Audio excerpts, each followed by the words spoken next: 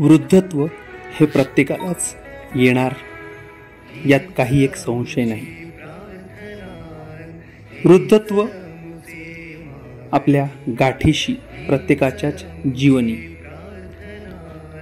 कथा वृद्धांची आणि गाथा वृद्धत्वाची.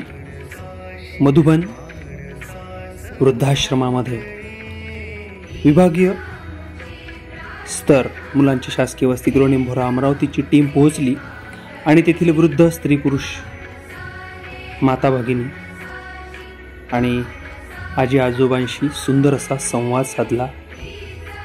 त्यांनी सुद्धा आपली मन मोकळी केली आणि एक आनंदी असा दिवस 1 ऑक्टोबर 2024, कारण 1 ऑक्टोबर हा जागतिक वृद्धजन दिवस म्हणून साजरा केला जातो. आणि म्हणूनच आम्ही ठरवलं की महाराष्ट्र शासनाच्या वयोश्री जे सिनियर सिटीजनसाठीची योजना आहे ती यांच्यापर्यंत पोचवावी, त्यांना समजून सांगावी, त्याच्या अटी शर्ती आणि कागदपत्र काय असतात या संदर्भात चर्चा करावी. आणि याचा खरंच उपयोग झाला आणि आमच्या टीमनी एक आनंदी दिवस घालवला. आणि यासोबतच आमचे तिथले काका, त्यांचा बासुरी वादनाचा सुंदर असा साध स्वर, ताल, सूर आम्हाला ऐकायला मिळाला. आम्ही या सर्वांना खूप खूप शुभेच्छा देतो. आणि वृद्धत्व हे जरी वयोमानानुसार आपल्याला येत असलं तरीसुद्धा वृद्धाश्रम ही जागा आपल्या सर्वांसाठीच थोडीशी अवखळ ठरणारी असते. जे तिथे राहतात त्यांनाच त्यांचा चांगला अनुभव येत असतो. आणि म्हणूनच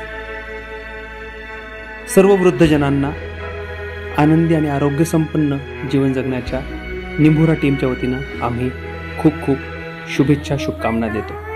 मी आशिष आडके पुन्हा भेटील एका नव्या विषयासह आपल्या सर्वांसोबत. तोपर्यंत नमस्कार, धन्यवाद.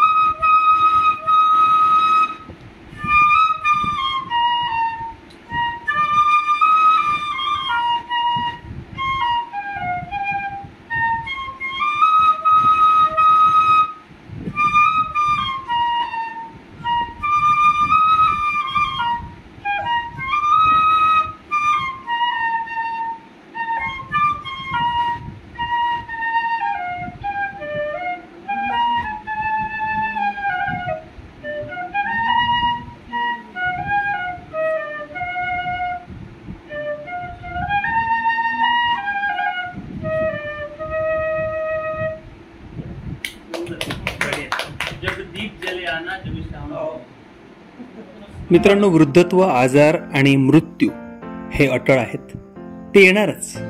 परंतु जीवन आनंदी जगण्याचं ध्येय आपल्या समोर नेहमी आपण ठेवलं पाहिजे. वृद्धत्वामध्ये आपण आजारपण, त्यानंतर अशक्तपणा यांनी ग्रासलेलो असतो आणि म्हणूनच वृद्धांना आपली गरज असते हे लक्षात ठेवून आपण त्यांची सेवा केली पाहिजे. हा सेवाभाव सदैव लक्षात ठेवून जसं जमेल तसं तुम्ही वृद्धांना नक्की मदत करा, सहाय्य करा. धन्यवाद.